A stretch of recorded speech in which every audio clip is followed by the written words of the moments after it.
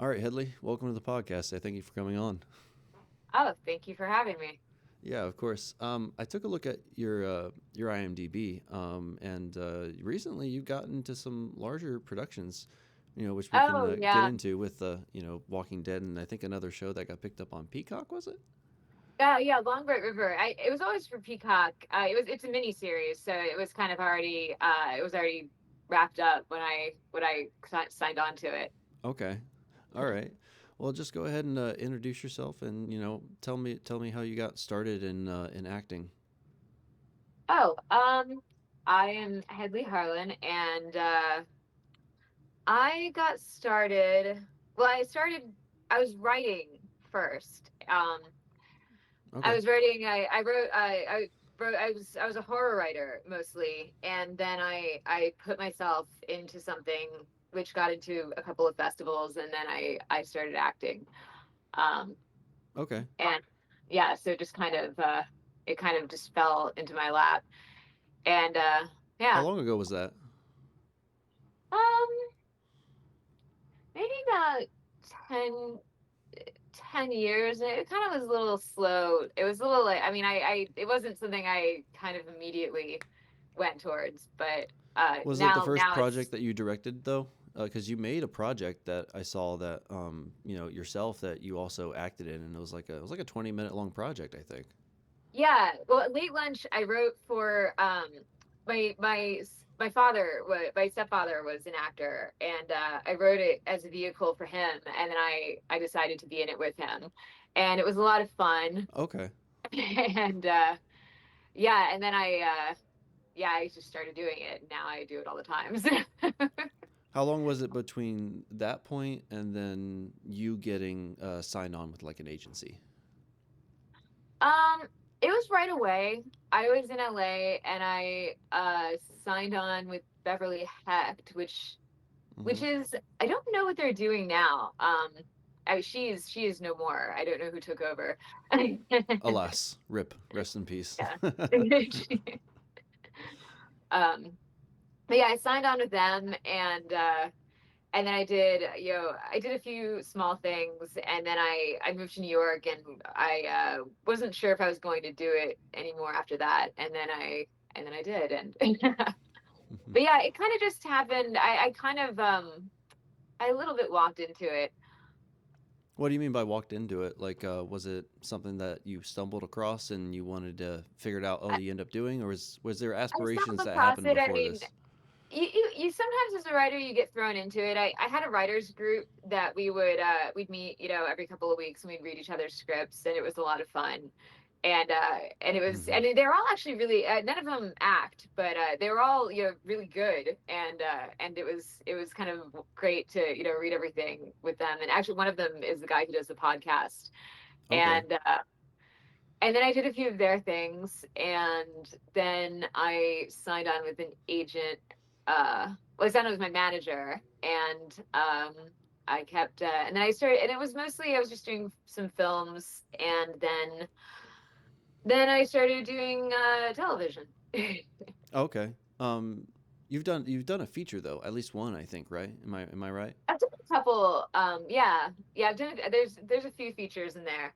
Okay. And I've done a lot of music videos. I always kind of was, I've always kind of been I mean, I've lived in New York since I was a pretty young teenager. So there's just Okay. always, and I've lived in the village. So there was always just bands and musicians. So really, I guess actually, my first acting was very a long time ago. When I was still like a pretty young teen, I did. Oh, are you there? I don't see you anymore. I can hear you just fine, but your video turned off. Oh, Okay, there there we we go. go. That's a Yeah, weird when I game was, of peekaboo. I don't know what happened, but we're here. but no, I was a young teenager. I did the if you remember the Natasha Bedingfield video Unwritten, I did Hmm. that. And that was my first time on a real set. And it was really cool. It was Chris Applebaum, who's a really fun director. He directed the Paris Hilton cheeseburger thing. He Oh directed gosh, yeah. a lot. I think he directed Umbrella, like a lot of Rihanna stuff, a lot of Britney Spears stuff. So Mm. he was a really fun director, and it was a fun set. I stayed friends with the makeup artist on it, and so I've done a lot of those, and I really loved doing that just because I love the art and the, I mean, you really can kind of go over the top on those. And then and yeah, and then I just started doing things that, I had to be on set for longer. Well, I mean, especially when it comes to music videos, they tend to have even longer filming days than on like narrative sets. Well, then again, unless it's union, unless it's Yeah. union, then it stays pretty close to the rules. But at least in the indie world, music Oh yeah. videos they try to bust those things out in the day. Yeah. Yeah. I mean, I was only on there's been a few I've been on for like quite a few days. And then hmm So tell me about the difference between like working on a series and becoming a like a passing role on a thing that will go far beyond you, but as opposed to working on a role that you're there for the duration of the entirety of the picture. um well, the series that I've done, um, I was on for a couple of days for more than one episode, so I did kind of see it a bit. I did something like pretty quick on Blacklist Redemption, which was the spinoff of Blacklist, and that I was just on for a day. I barely kind of really met anybody.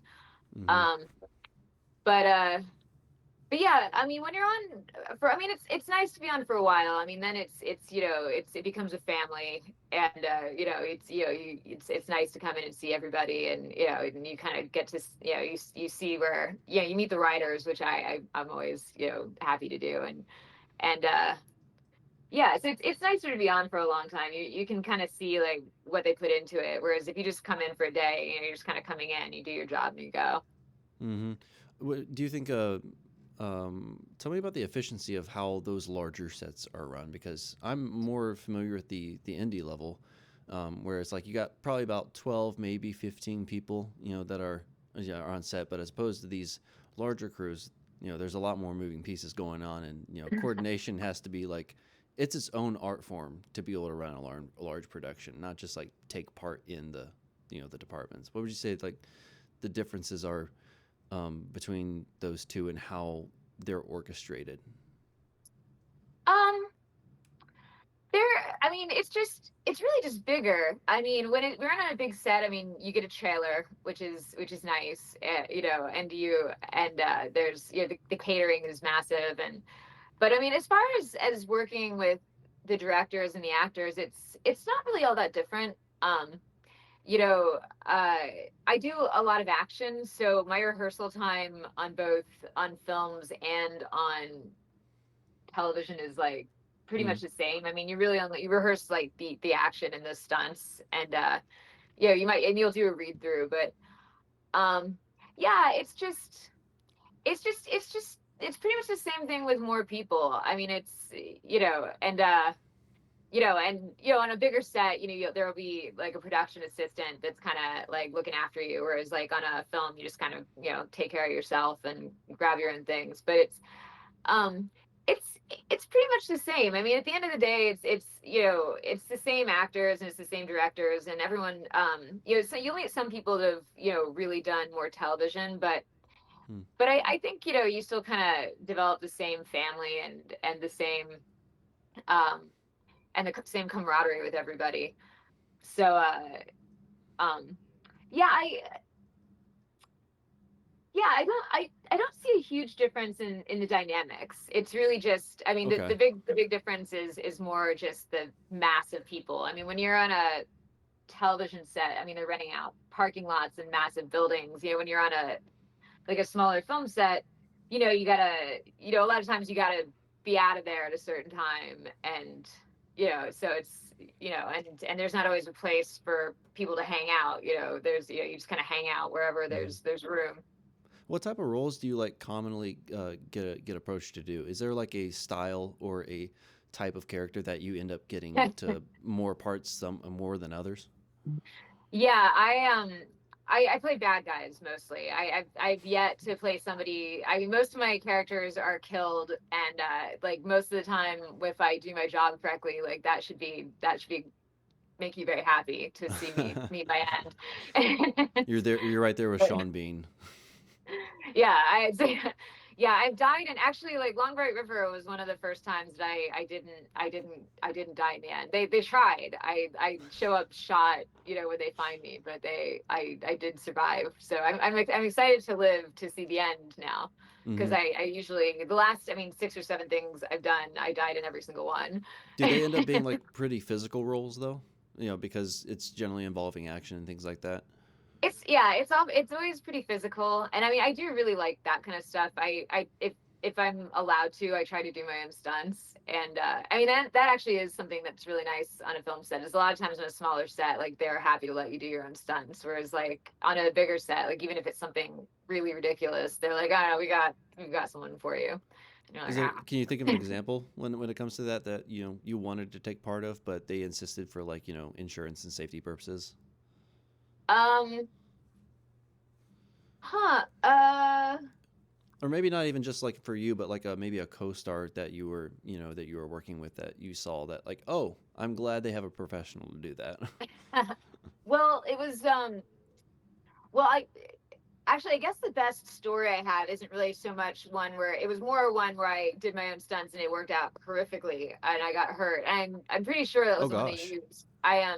One of the first features I did, I was playing like a protester. I was like blue hair, and I was and there's a scene where I get beat up by the cops. Well, first I run from them, Okay. and it was shot in Philly, and running, and like they go down an alley, and I'm supposed to hop a fence which had barbed wire on part of it, and I cut my arm Oh. open on the barbed wire where the guy pulled me off, and then I was supposed to land on a mattress where he kicks me, and the Oh guy gosh. had horrible aim.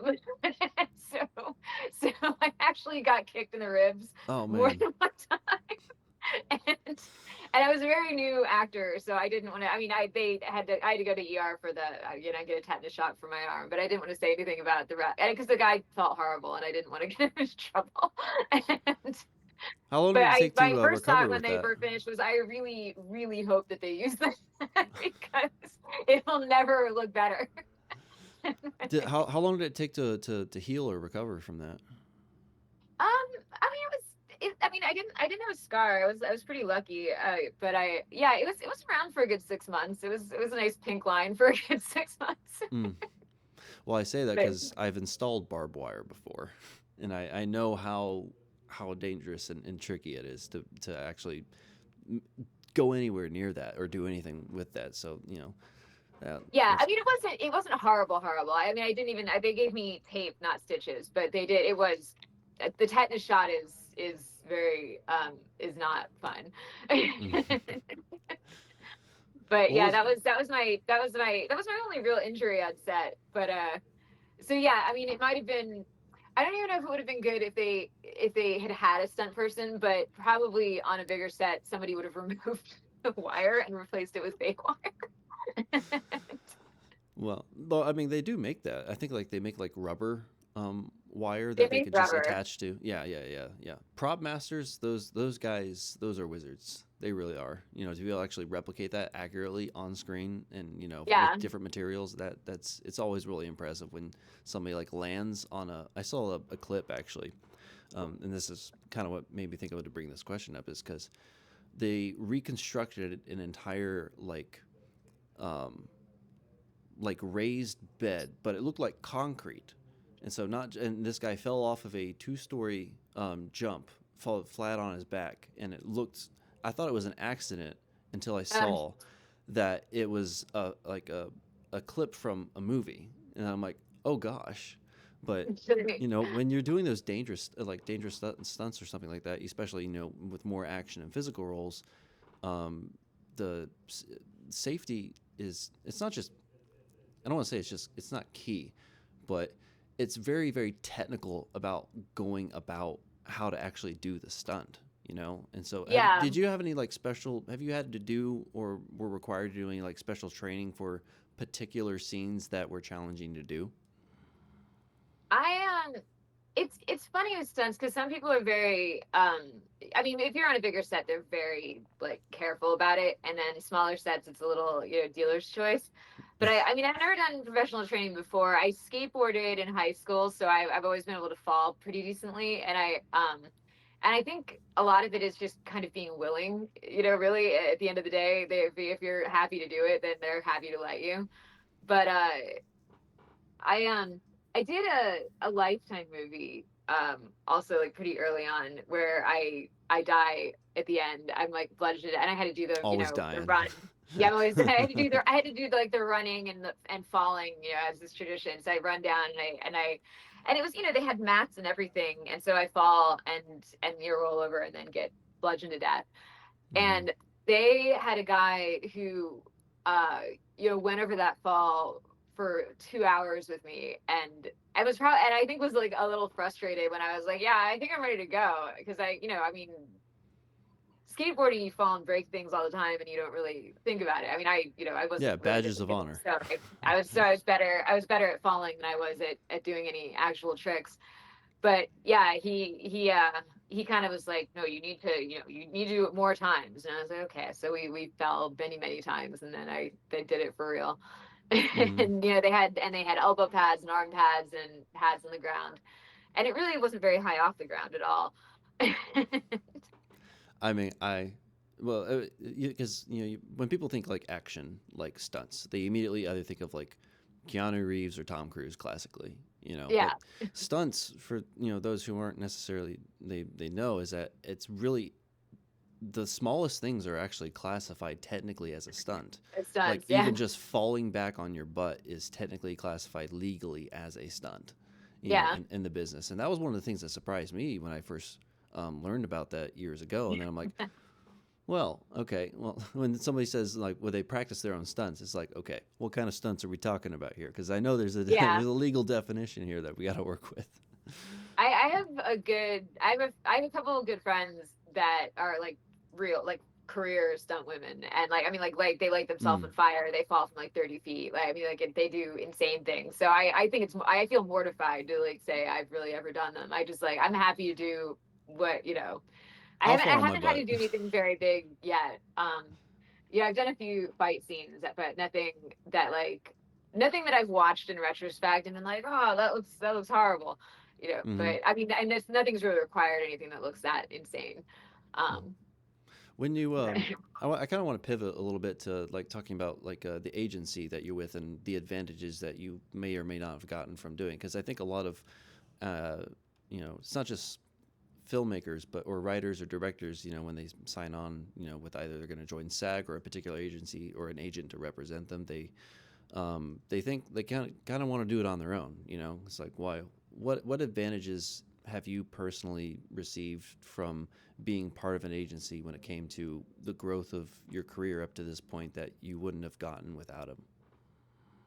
oh, everything.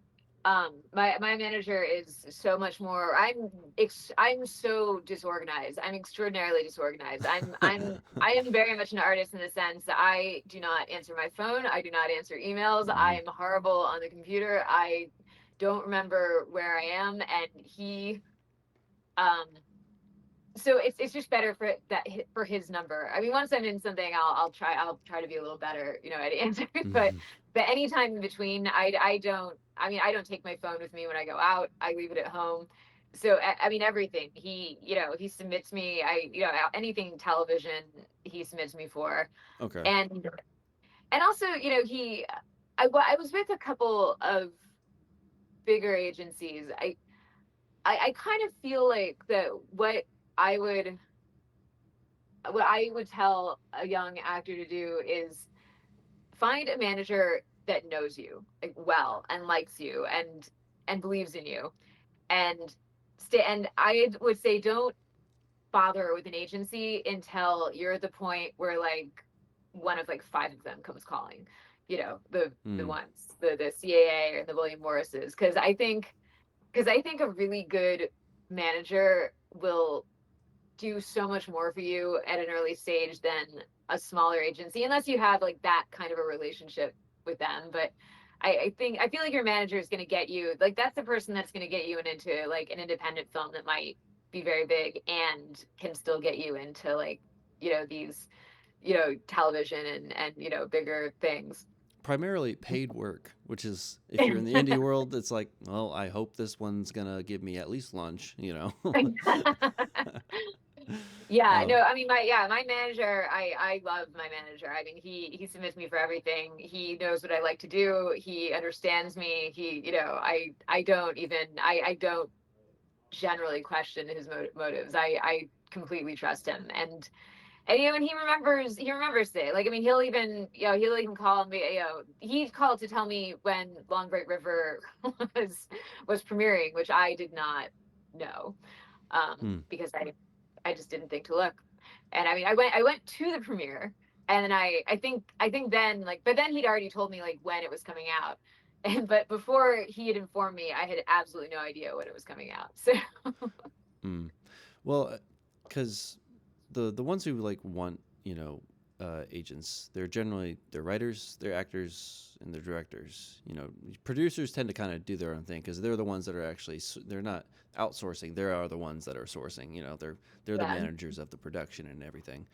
Because I had another guest on that she said once she got a manager, like everything just started like actually functioning a lot more full time than when her personal endeavors were going. So I like hearing about that particular experience because you know art isn't always just about the art. Sometimes you gotta know about the business in order to actually succeed in what you want to do. yeah, yeah, I think you do to an extent, but I also kind of think, you know, it's not really the actor's job to like I feel a little differently about that. I mean it's kind of also how I feel about a lot of social media is like I've never really felt it was the actor's job to be their own PR person Mm, and or business manager because you know I mean, look, at the end of the day, like you can learn, I've met actors that have, charts that are like, well, this casting director like thinks you shouldn't use a phone, and this one thinks you should use a phone, and I think mm-hmm. that's all horseshit. I think if you get up there and you do a decent job, like these casting wants to cast the role, and so like to me having a manager kind of alleviates me from really doing business things because if I'm not doing business things then I can do my job, which is like at the end of the day as an actor my job is to just to be a degenerate that shows up on time. I mean that's I mean it's not. Show up and play pretend.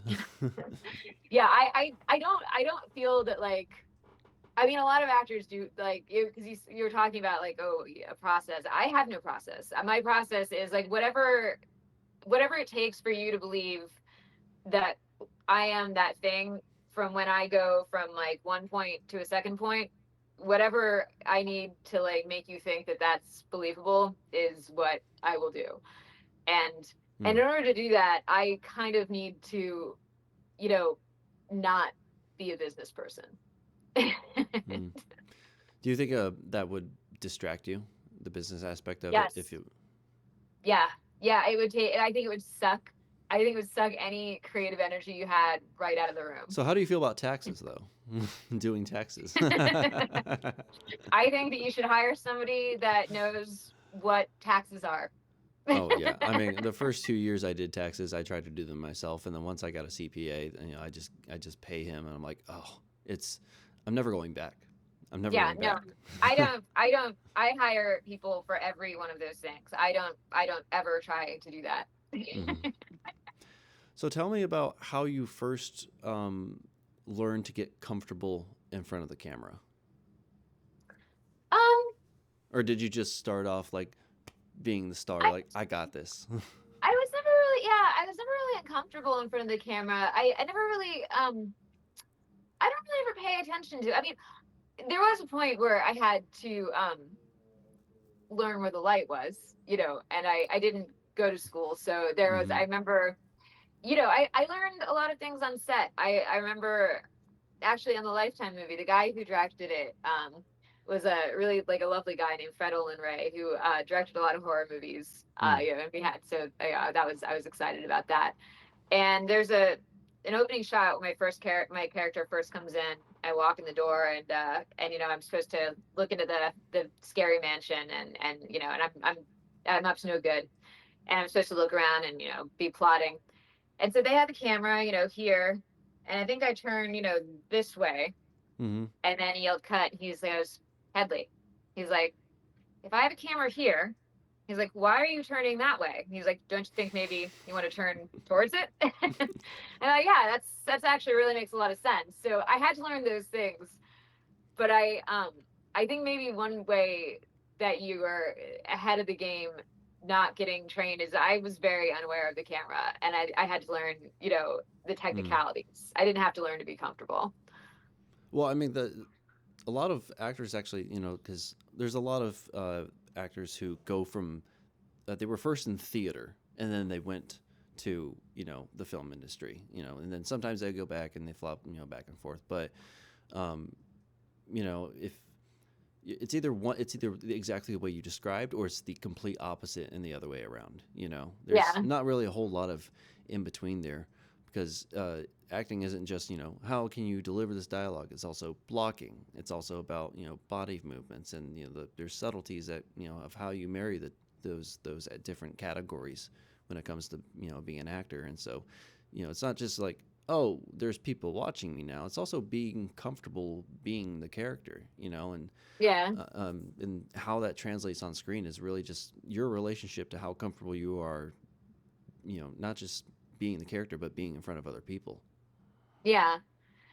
Yeah. Yeah, no, I was always like pretty comfortable. It was for me, it was more I had to learn, I had to learn to find my light. I had to learn to, I had to learn, and actually even that at the end of the day, a good, you got to help them out a little. You got to you got to hit your mark and find your light. But a good DP is gonna, they're gonna shoot you how you look best. They're gonna shoot you at a good angle. They're gonna shoot you, and a good DP is also Unless it's a horror gonna. movie. Unless it's a horror movie. This is a horror movie, and then not so much. And I had a few DPs early on that like kind of, top like told me right away, like they'd go like, all right, go there, and they'd be like, find your light, and they'd be like, you'll feel it. It'll be like the sun on you.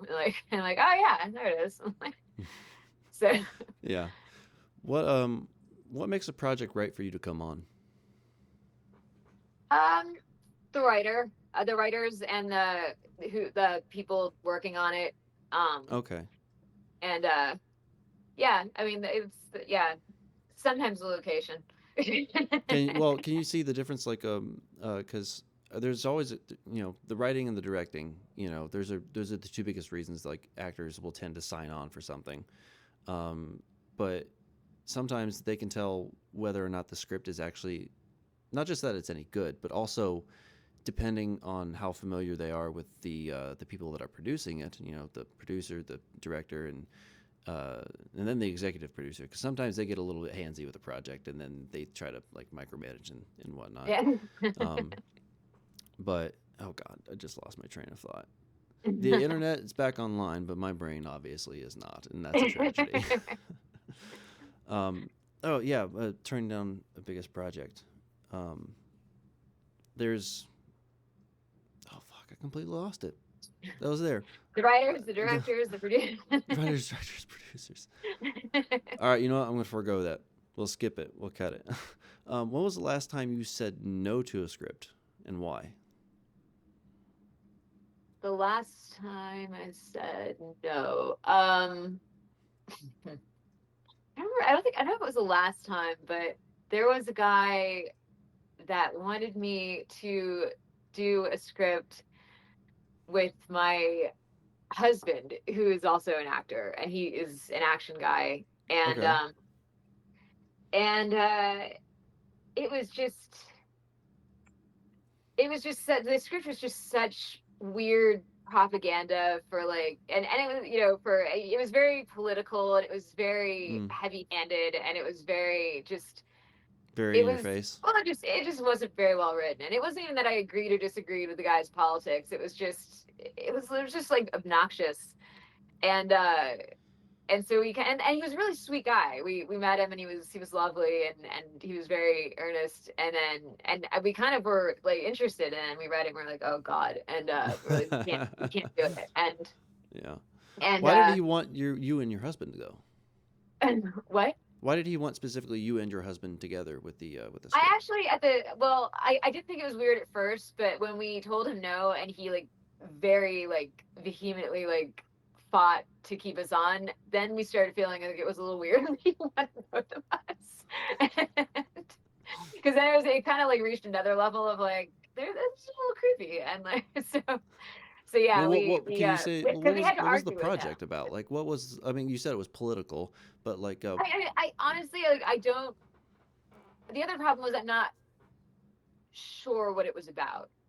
Was like the first problem oh, it because was it one didn't of those have much scripts, about right? it Yeah. was I wasn't sure what it was about. I was sure what he wanted to convey, but I wasn't sure what it was about. It didn't have, it was a very like stream of conscious and yeah. And so it was, I mean, at the end of the day, like, maybe I didn't see something that somebody else will and it'll be great. But yeah, it was just, it just wasn't for us. And we said no. And occasionally my manager will send something along that like, I'm just not into, and that's a lot easier because then I just tell him no, and he can say no for me, which now Hmm. I try to like generally direct things to him, which is really, really that's kind of the very best thing about having a manager is that you no longer have to turn things down yourself. You can just like if somebody kind of says something like I'm like yeah you should talk to my manager and Kind of like a lawyer, they're the yeah. buffer between you and the other side. Yeah, exactly. And kind of as an actor, you know, you're always kind of expected to be a certain level of pleasant. And so, Hmm. managers just kind of, take the negotiating out. So then you can just be on set and be like, "Hey, I'm up for anything," because it's hard to negotiate your own stuff, you know, when you're dealing with somebody's dreams. Right. Yeah. Yeah. Or a passion project that's a little too passionate, and then like suddenly everything that happens on that project is personal, when Yeah. it should just be a creative environment where there's a little bit of push and pull and give and take, and those sorts of things. Assuming it's not like a major production, where it's like do the thing you're paid for, and then like we're all gonna leave and go home. And then yeah. Yeah. Yeah, because I mean, if it's yourself and and you're turning something down, often you're asked why, and it's like, and you're like, bro, the reason why is I didn't fucking dig it, like but that you can't really say that. You can't be like, it's not for me, But your Right. manager can say those things, and they don't, and that actually is really nice about having a manager because I don't, I'm a writer too, and I've had people turn down my things and like I sometimes it hurt my feelings and sometimes it didn't. But at the Hmm. end of the day, you never know. I mean, I my writing is filthy and violent. So like if you have any puritan, if you have any like any kind of repression at all, you're not going to be interested in what I have to do. Your And short film definitely had a bit of a dark humor to it. oh yeah. Late lunch, was it? I think it was late lunch. Yeah, Late I lunch, did yeah. see I that mean, one. actually, my stepdad was not a horror fan in the least bit. I mean, and he was disgusting. I mean, he was fabulous at it. I mean, he was a dentist, so he was great with the horror scenes. I mean, he just cut into all the meat, like it was, he was Yeah. born to do it. But he was not a horror fan. Mm. And but he was a good actor. I told him like, all right, this is where you're gonna like. It was it I it it's about a guy whose wife keeps giving their money to charity, so he feeds her to the homeless. And it's mostly comedy, but there is a cooking scene, and the cooking scene was it was spectacular. It was all over the kitchen, Hmm. and yeah, he really you couldn't tell for a moment that man had not done horror before. Hmm. Well, you mentioned that your manager knows what you like to do and those sorts of things. But does your manager ever push you to try to do different or more diversify in terms of what the type of roles that you take? How much does he push you to see how far you can go as an actress? He's yes, he's lectured me a few times when I tried to turn things down, and and if he feels strongly, I'll look again. No, yeah, I mean he's a good manager in that you know I'll read the script and I'll look at the people in it, and then sometimes he'll be like, look, this guy's done a lot of stuff. You should look at it again, and Mm. so he's really good with that kind of stuff. I mean, he really does tell me the business benefits, of who's working on it and like what they've worked on before and what they might be working on next. And then, and I'll listen to him, for that kind of stuff because or I'll at least like look at it a second time. Okay. How many times you got to say no before you know he gets rid of you or something like that? Because there's a boundary there. It's like, well, their commission, part of their commission is like you working, but there's also the artistic integrity of like, oh, these are the things that I like to do and that I want to be attached to, and so there's that unspoken like push and pull between the artist and the representative, and how do you walk that line with them? Um, he doesn't, if he tells me to look at something again and I say no a second time, he won't bother me. Mm. He'll kind of, but he's fine. And I mean, and also I like his taste as well. I mean, he's got good taste, Okay. and so, and he doesn't want to, and he would never push me for anything that was embarrassing or kind of exploitive or anything like that. Um, unless Mm. I was into that kind of exploitation. But Today. yeah, no, no, he's good, and he gets it, and he understands, he very much understands, you know, why people would say yes and no to things. And Mm-hmm. like, I mean, and usually like if I say no to something, he's like, yeah, I get it. Like he's just like, and a lot of times the things that I have turned down, he'll send and be like, yeah, just read it and tell me what you think. And then I can tell that he had no interest in it either. And he was like, but he doesn't, I don't think he's ever just turned something down on my behalf without telling me. So Oh, so he'll send you at least everything that gets sent to him because that's his job and he's yeah, representative. But he's like, yo, no, I got to yeah, show you this, but this is no, don't do it. yeah. He'll always preface it with like, yeah, if you want to turn it down, it's fine. And then I know that he kind of was just like he's expecting that to happen. What was the last project or script that you said yes to, but you ended up regretting, and why? um, hmm.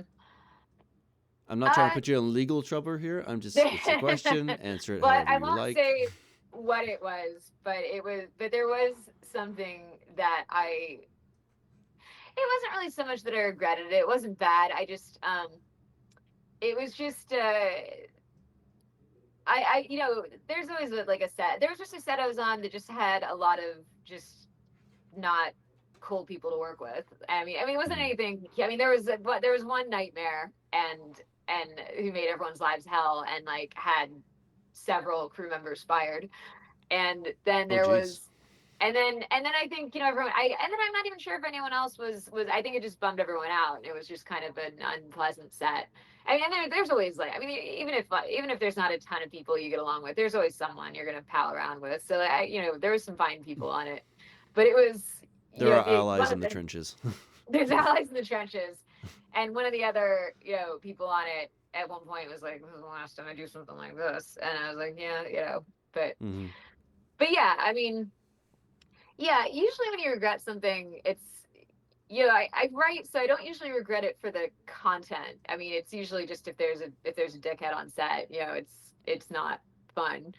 Have And you witnessed a lot of blow ups on set?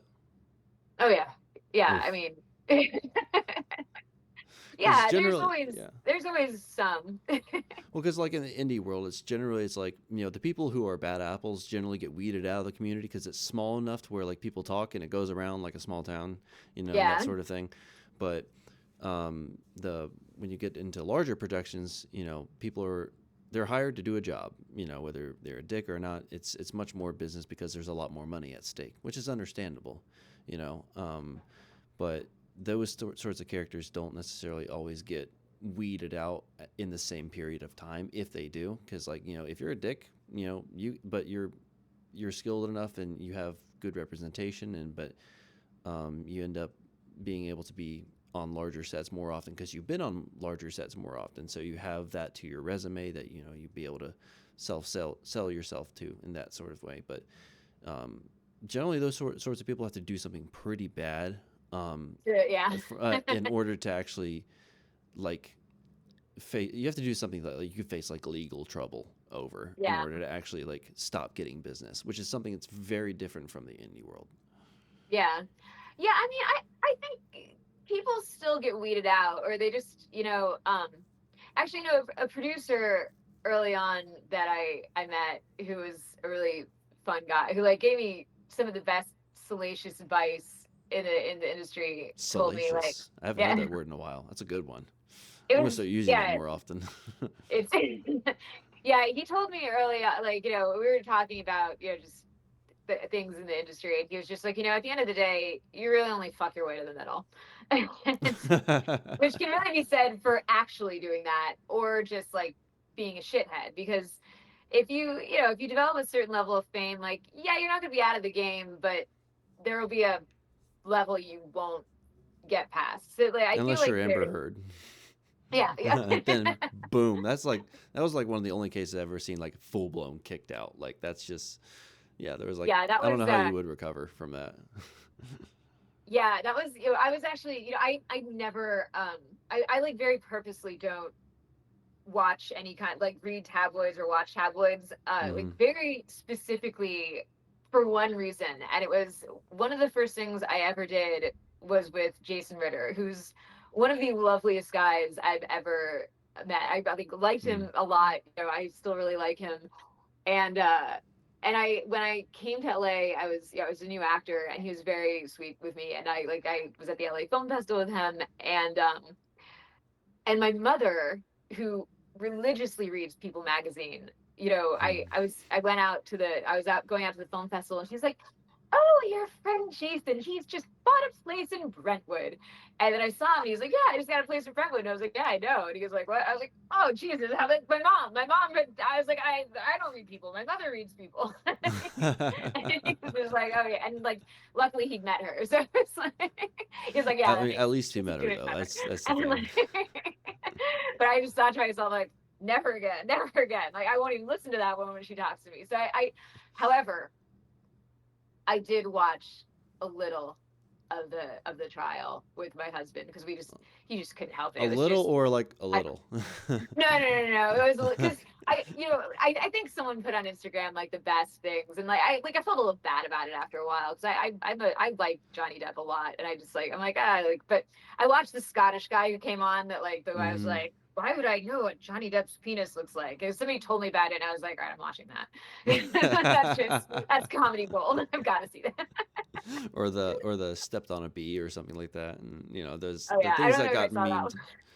Oh, it's a I good one. It But crossed my mind to watch more, and then I just kind of saw a few things that like made me very sad, and I was like, I don't want to watch more. So. well, I mean that's something I would really respect you over because like that type of content, it's a never ending cycle of negativity. It just never Yeah, stops over and over again. Like you could have 48-hour feeds going in a 24-hour period. It's that much. There's a surplus of it, and there's always going to be because that's what gets clicks, and it's kind of sad. yeah, and also I also didn't want to, just because I have a lot of feelings about the Me Too movement that aren't popular. It's not that bad apples shouldn't be weeded out. It's just that I feel like at one point those kinds of things were handled privately, and I always Hmm. kind of think that personal and relationship things should be handled privately. And Yeah. because when you're in a relationship, when you're in a long-term relationship, it's not like everyone's like shitting on beds and slugging each other, but Right. things happen. Like, these are the people that see the worst of you, and that's not supposed to be for public, ever. And it's certainly not something that somebody's life should be destroyed over. Right. And so it's, if somebody's repeatedly harassing you and like won't stop, obviously those people should be fired. But if somebody does an idiot thing, taking them down entirely is so profoundly wrong on so many levels. And it Hmm. seems to be, and it seems to have gotten to a point where it's just sport now. And Yeah. and Well, I mean, it dampens your ability to be an artist when you have that much. Like, if you're somebody who does pay attention to that amount of type of news, and even it's not even just like the TMZ type stuff. I'm talking about like just if you're always watching things that are news about politics or about the world international stage and whatnot. For artists there is a type of intimacy between them and their art that requires silent, not just silence, but like you need to get rid of the noise if you're actually going to pursue what you want to do and actually have the clarity of thought and the clarity of mind in order to be able to produce your best work. And so like I Yeah. do relate to you not paying attention to that because I try not to, but I got my friends, they're into it, so like I end up hearing about it anyway. I've been yelled at for saying this kind of things by men, and like and it's I mean it's not, it's also, I found it really disruptive when I work because I've On set. and I've heard, and I've had a few, I've had to like tell a few people like to that things are inappropriate, and Hmm. also like I'm an East Coaster. I'm pretty forward, so if like I've had a few times when somebody's done something that like was like uncool, and I'm just like, that's really not gonna fly, bro. And every time the guy's been like, Jesus, I'm so sorry. Like, please don't say anything. I'm not gonna say anything. Like, we can't work like that if you're gonna do that shit. And like, you know, and if you say that and they continue, yeah, that's a problem. But I feel like 9 times out of 10, that's not what happens. Mm-hmm. And how what I found is that it's really screwing up a lot of art, because I understand the intention of having an intimacy coordinator, and I've worked with one, and she was very lovely and she was cool, but I don't know who decided that, like, oh yeah, you're already falling into bed with someone with 7 to 20 people in the room watching you, Mm-hmm. and you think that like a person directing where your hands are is going to make that more comfortable. Like, Yeah, that's no. not, it's not more comfortable. It's or like making you feel like a pervert because like you put your hand too high and you're like, oh, that's not in the contract. It's like, because that was always something that like I was able to work out with the actor, and it was fine, and like and we always had a good You level of just talk to respect. them like a human being and then like negotiate, Yeah. you know? And I would like every now and then like someone like uses tongue, but like usually they don't always know not to, is they like sometimes people just don't know. And yeah, Right. and also sometimes it doesn't matter. Some like, because I play a lot of bad guys, and sometimes like it's gotta look real. And now, you're always second guessing, and it's affecting things. And actually that was the big thing on Blacklist Redemption that I like, which I was only on for a day, and it was I don't know if it was the beginning of the Me Too movement, but it was early.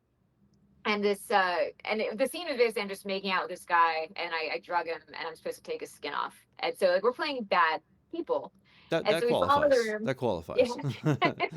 And he's a bad man too, and so we're supposed to fall in the room and be making out, and like, and he thinks he's gonna get laid, and this guy comes up to me before we start, and he was shaking, his hands were shaking. And he was just like, listen, I've never done one of these scenes before. He's like, just Mm.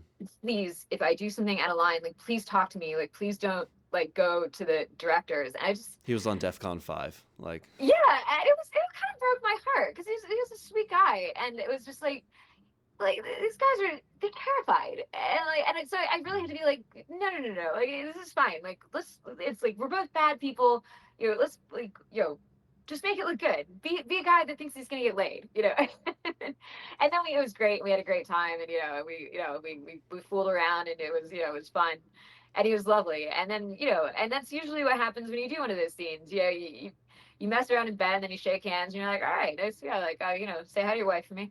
And that's it. You go home. well, I mean, do you think that that type of fear when it comes to like not just like behavior when it comes to things that are like innuendo or sexual or something like that, but that type of fear of getting canceled has compromised artists' not ability to express, but willingness to be able to push the boundaries of what they'd like to explore artistically when it comes to collaborating with other people because they don't want to get kicked out of the club, you know?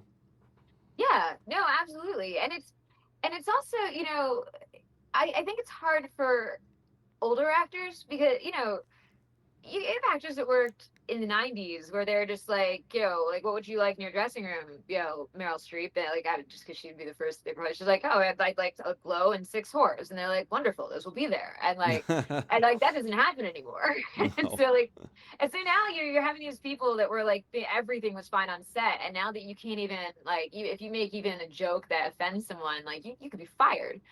And the problem is a lot of times when you're doing, especially if you're doing bad guys or like or Hmm. action or like anything where you have to be appropriate, like, or even things that are like, even if you do like a Law and Order and you're like playing like a sicko, even if it's serious, it's like you kind of just make those jokes to like clear the air, so because then it's just too much. Right, because like if it's like you got to acknowledge the elephant in the room, laugh at it, and then suddenly everyone's like, everyone's Yeah. okay. Also, you always kind of used to do that. I mean, and you still do to an extent. You kind of have to be a little smarter about, who's in the room. But like, You got to throw but you some used to, feelers out there to see where everyone's at. yeah, you used to just kind of make those jokes to kind of see where your friends were. You used to like say Yeah. something like filthy, and like the guy's lying, like, all right, that's gonna be my buddy, or just see if your co-star is laughing to see like if you can, what Hmm. like if you're just like improving, like are they gonna have a heart attack if I do this and this. It's like Hmm. you kind of you warm up with like you kind of have to go to you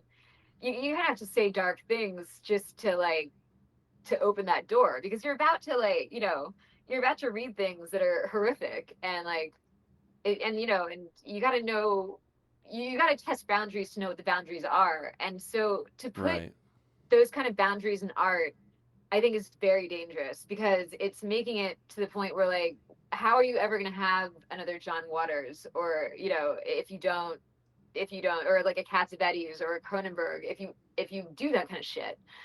I Right. mean, it's always been, people, and I think that like maybe like social media is a little responsible too, because people don't handle things with each other anymore, which is nonsense. I mean, it's so high school. It's like you need to run to like we're tattling on each other now. Like it used to be the artists against the rest of the world, and now like I don't know how it turned inward, and like Hmm. sure, yeah, there was bad actors, who had power and abused it.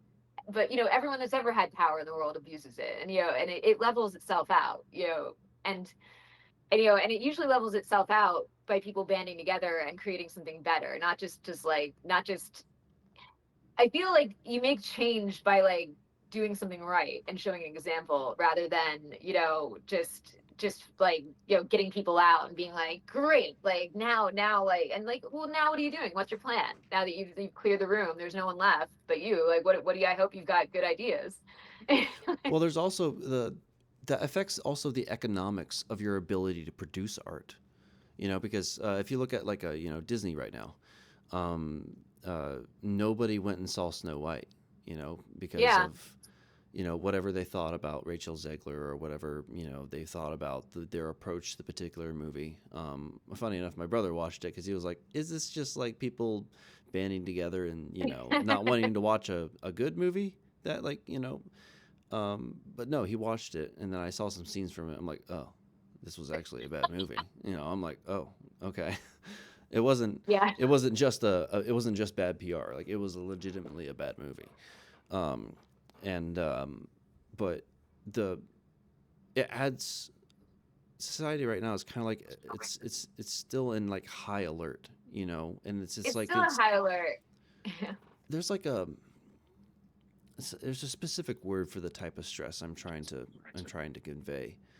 It's it's almost like that feeling that you get like the calm before the storm if you've ever had an anxiety attack.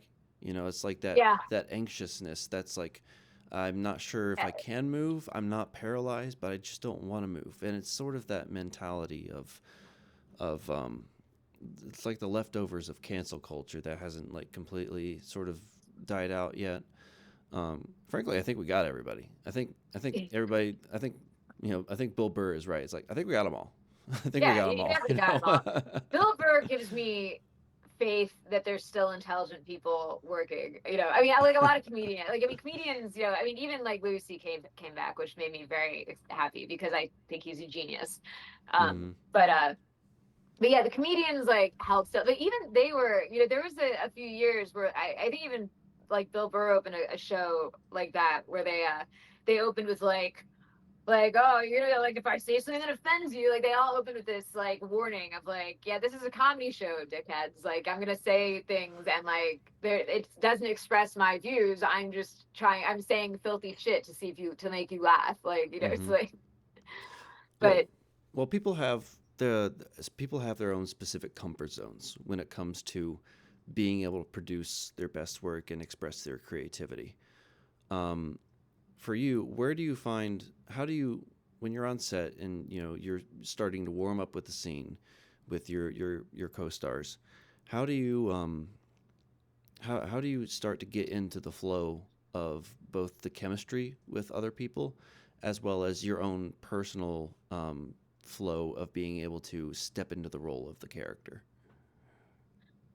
um, I mean, I usually just you shoot the shit for a little while, and I mean, I've um, I mean, I guess that's one thing on television and a little bit bigger things is you don't always get rehearsal, and a lot of times you don't sometimes you don't even meet the people until like 5 minutes before you shoot.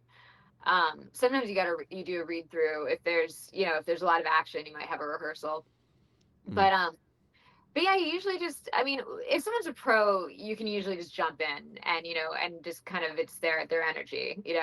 mm-hmm. I think at the end of the day, it's kind of a little hard to say like how I'm certainly not like like I don't prepare like a lot of like I'm not a method actor in any way, shape, or form. It's just I think there's people that do that. Like sure, if there's an accent, if there's like a skill. I mean, if there's a skill, you always have to learn to do a skill like you've been doing it. But as far as just having empathy, I kind of just think you have empathy or you don't have empathy. You're an energy person or you're not. Like Mm. anytime there's real magic, it's just because the two of you are yeah the two of you are connected. You're doing you're having a real conversation. It's not you know I did take one acting class, and I'm sure there's good ones, and but I did take one. I did take one where they were trying to do like this sense memory that they're like, yeah, well, if you gotta think about this horrible time in your life so that you can make the tears, and it's just like I think that's absolute crap because I feel like you get on set and you're like, wait a minute, you're not my father beating me, like you're just some guy, you're some schmuck I'm like fucking acting with, Uh-huh. like I think like the emotion comes from like the what you're creating in real time, like if it seems sad, you should just cry when it like if it's sad the tears come, if like your co-star does something funny, it should make you laugh. If you're trying to force a laugh, that's going to show every time, it's Do you think actors end up getting too much advice, or newer actors get too much advice from older actors when it comes to like, oh, you need to recall a specific memory that made you really, really sad, as opposed to like, just using your imagination and then transposing that on top of the scene that you're doing. I feel like that's you know, there's a not an over glorification of the method of acting, but rather, there's just some underlooked practical ways to simply not have to make everything so personal that way in order to deliver a performance. yeah, I don't think it needs to be I mean, the personal stuff it's there, it's already there. It's you don't have to like relive it because it's and reliving it is a little false. You're not where you were at the time. You're not the person you were at the time. You're certainly not the person you're playing. It's Mm-hmm. and it doesn't and it shows. You kind of just have to you have to put it on your partner. Your partner's got to be that person for you. Mm-hmm. And and a good partner will be. I mean, anyone I've done like work that I'm proud of with, we just got along. Or actually, I mean, every now and then we didn't get along, and it worked too. And like, but it's I mean, or like we did, or I mean, not like we didn't, but like there wasn't we weren't besties, but like we figured it out, Well, But like, but yeah, I mean, I think you get along with your partner, the words will get you there. And, there was actually a really good interview with Werner Herzog recently, which I think is the only advice that any actor needs, and it's probably the advice that I Mm. lived by on my own. And he said something along the lines of like, don't get a temp job. And I think he also don't go to school, which isn't true for everyone. Schools, there's fabulous schools and people have benefited Mm-hmm. from them, but it wasn't something that like I think I would have personally benefited because I was never a good student. And, but he, but he said, you want to be an actor, go get a job being a bouncer at an S&M club, or go work on a cattle ranch, go live your life, like get arrested, get laid, travel the world. And I think that is the best advice you could give, not even just an actor but an artist. It's like Yeah, mainly go an meet artist. real people. Like go don't sit on set. That's not real life. Go do the real things. And then you're not gonna have to do all that nonsense because it'll be there. You're gonna know what that feels like. You're gonna be like, yeah, like I like traveled and got like decked in the face. I know what that feels like. Like, I got my heart broken. Like it's you're not gonna have to like fake it anymore. Hmm. Well, I mean, there are a few things in life I think that are more seductive than our what goes on in our imaginations, but there are a few things that serve us better than just simply living an experience that we can't control. Yeah, and I mean, I'm sure there's, and also, I guess the other thing with advice is that you can't really use math on art. It's like what works for one artist is absolutely not going to work for another one. Like It the doesn't transpose one to one. It's not.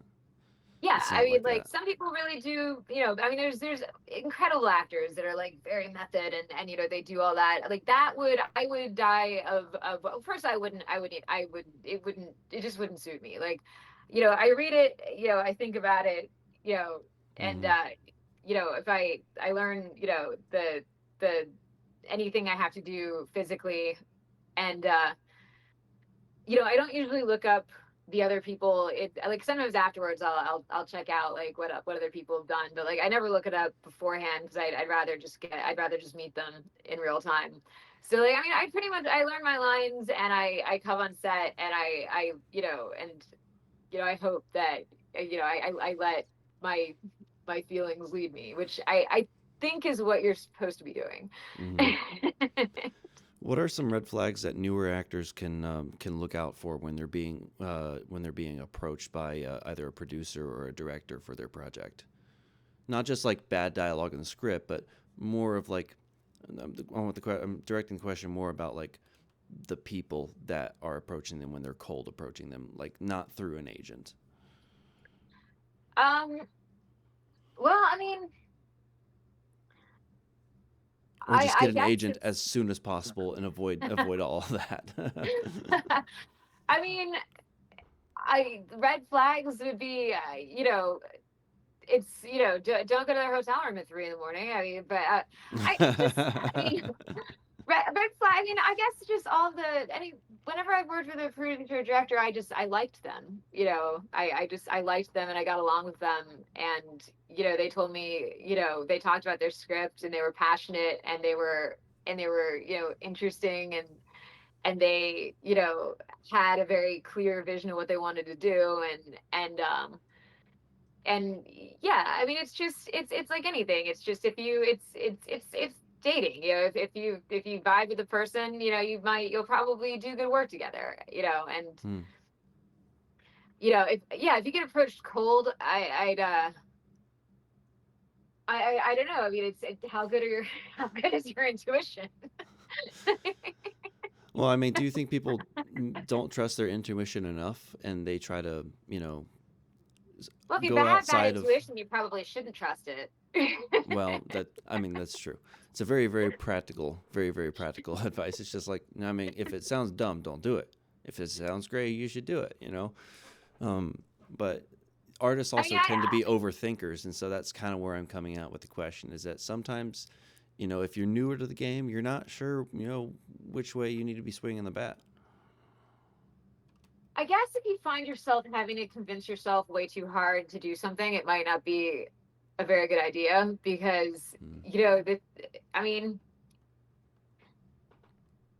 I am I'm pretty solitary as far like I mean I have I'm social like in a way, but I don't have a lot of very close friends, and the close friends that I do have, I was knew they were going to be close friends immediately.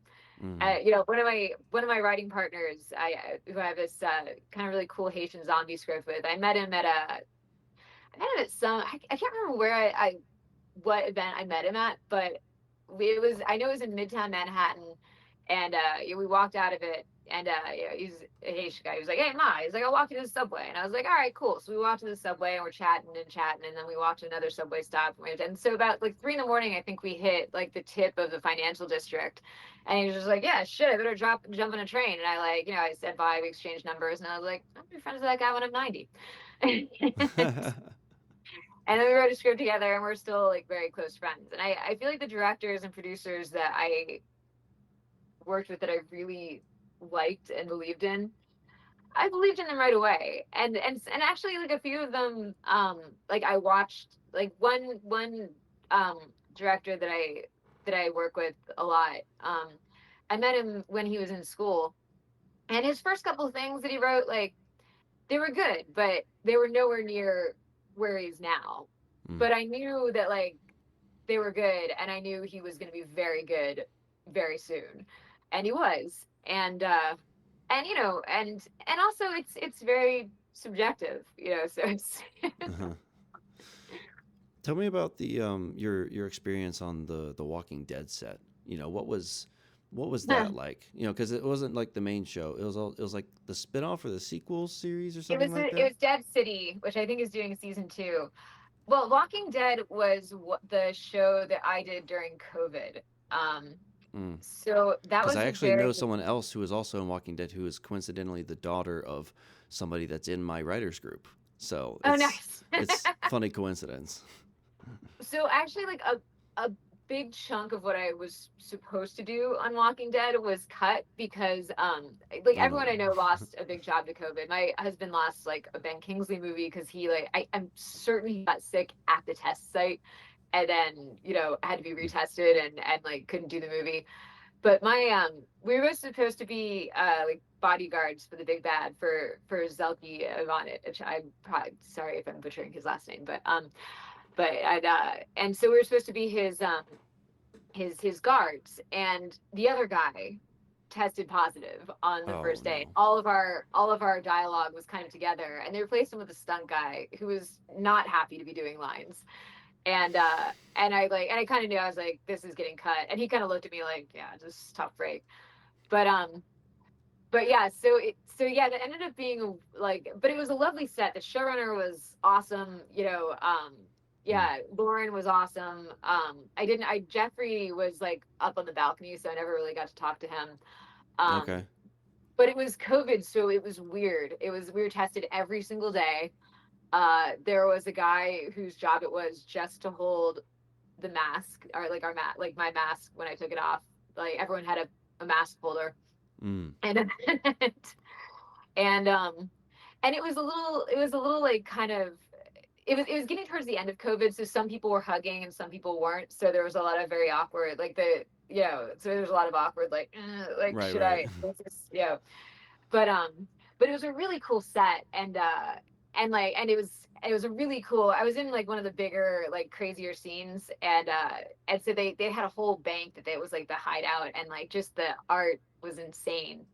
Plus, I did find out um, on Walking Dead, they've actually patented like a few different kinds of blood.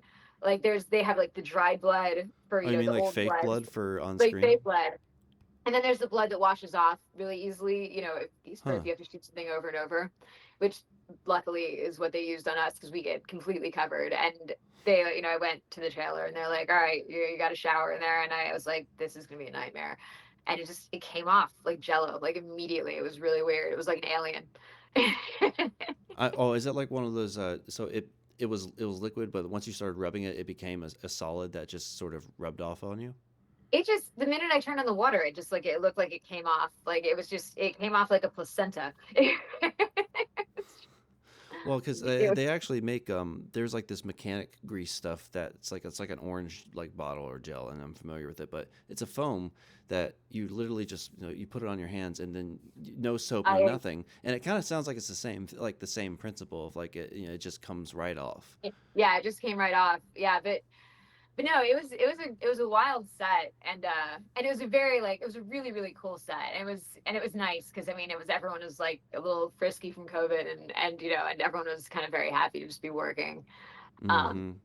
Yeah, COVID messed up the industry like long term, and because there was a streaming bubble like that kind yeah, of happened. There's like a big boom, and then now it's like everyone's is not realgamating. Everyone's reacclimating to what the subscriber base is actually willing to consume on a monthly basis. Because yeah, people only have so much time to watch things. You know, and then you have that, and then you had COVID, and so like now there's everyone's just readjusting to what the new norm is going to be like, and I hope the industry kind of comes back a little bit more online, but yeah. yeah. I think it's coming back. And there's starting to be some really cool projects. But yeah, I mean between COVID and the strike, it's been weird. But yeah, yeah, it's Oh yeah, I the strike. That was the third thing. I keep that was the third thing I forgot. But yeah, go ahead. yeah, the strike, yeah. But yeah, it was weird doing stuff during COVID because I mean usually I mean I'm friendly, so I always say hi, like, and I usually just whatever the other person is. If the other person goes for a hug, I hug. And there was like a moment in the end. I done a scene with a guy, and he was really sweet. We got along, and there was downtime, so we were chatting all day. And then like I went to leave, and like I was just like, all right, bye. And I like stuck out my hand, and he held out his arms, and then we did a very awkward. And then I was just like, see ya, and I walked off. And I was so because it was like a lot of the other things. It was I didn't there's always a feeling like you might get in trouble because people were just. Mhm. I mean, great. People get sick, they can't be on set, but you're watching people kind of get not fired, but like dismissed from set. So there's a little like I better not hug people that are like I don't want to be in trouble for Yeah. violating COVID. And The main cast is getting like separated from everyone else because they have to be able to come back. They have to, yeah. And, and some people were more militant than others and some said, I mean, I did a movie during it as well that, I mean, they kind of were just like, Yeah. which, I mean, really was kind of a relief. And it was just, I mean, we were basically quarantining just by nature of like being shooting on one location. So that was kind of really nice. But that was the one big thing I did during COVID, and it was very different because yeah, I mean, getting the test every day was a nightmare, and every day I was certain I had it, Hmm. and also I had sat with my husband while he like lost a role, and which was horrible, Oh, and yeah. That's rough. Was there anything unique about that experience that was like, not COVID related specifically? um yeah, I mean, it was a cool set. I mean, there's a group of core stunt people that have been playing zombies throughout the entire thing, and they were Mm. all buddies, and the showrunner was really lovely, and he was and he was fun to talk to. But no, there was a lot of camaraderie, and and Mm. the set design was just incredible. I mean, To the die set for. it's yeah, I mean the set design was fabulous, and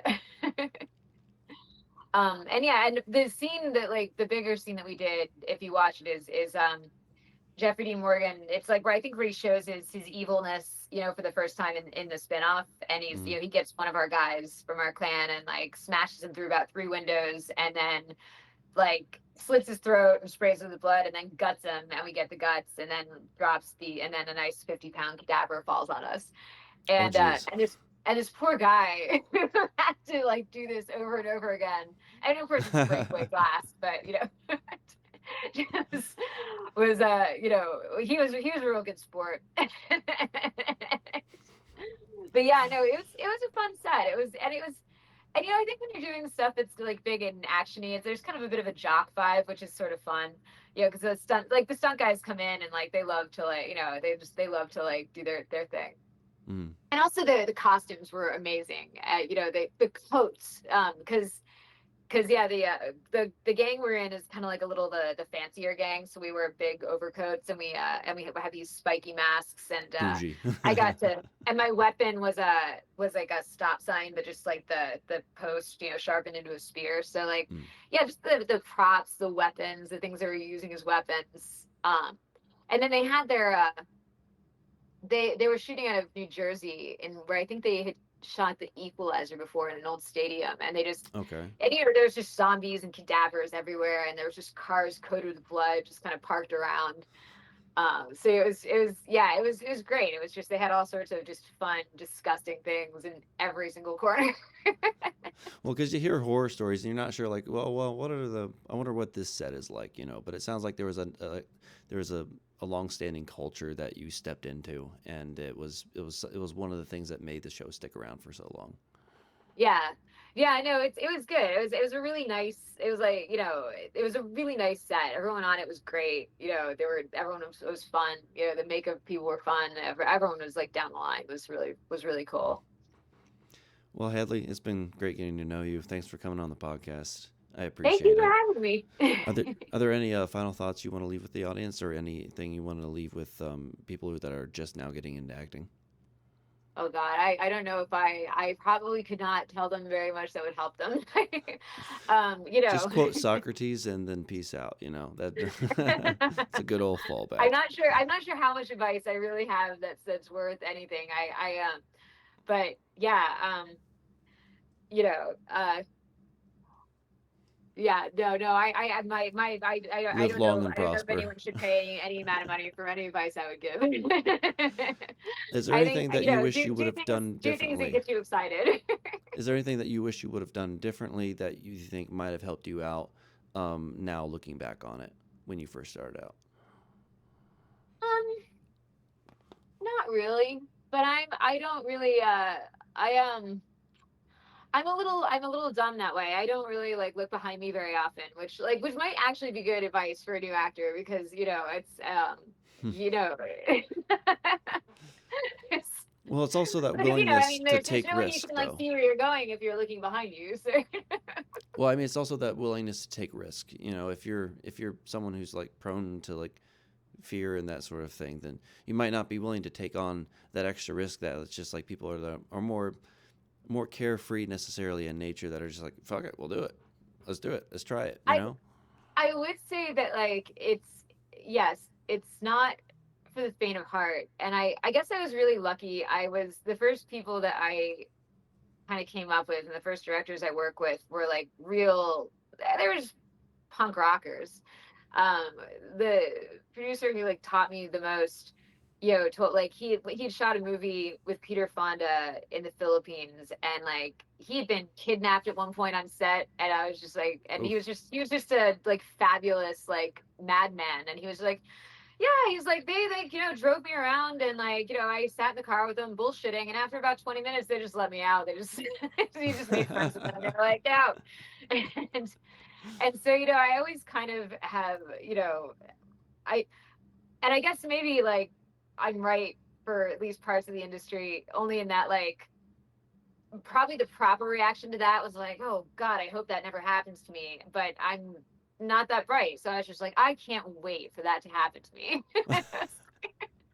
It's like, I can't wait to be kidnapped from a set and like charm the pants off the kidnappers and like drink with them at the end of the day. Cause I genuinely think that would happen, which is probably the only thing that has kept me having any modicum of success in the industry.